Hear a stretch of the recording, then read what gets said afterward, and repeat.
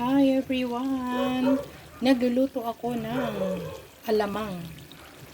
Alamang ito, but nilagyan ko siya ng pork. Pork siya. So, ito yung niluluto ko before nung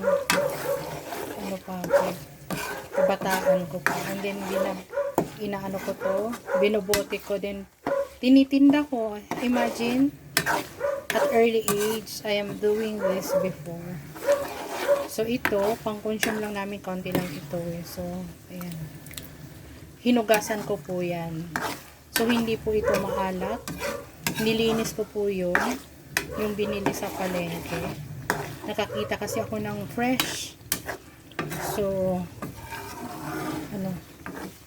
ito, nilinis ko. Tinanggal-tanggal yung mga isdang maliliit na nakasama.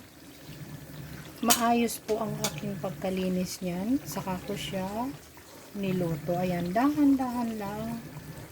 Tapos nilagyan ko siya ng pork. Ayan. So, tinikman ko na siya. Hindi po siya maalat. Kaya, ayan. Diba? Yan ang aking alamang. Lagyan ko na lang yan ng sili. Yan. Pagka luto na siya, pag medyo brown na yan, lagyan ko na siya ng sili. Para perfect na siya. Ayan. Ang aking alamang.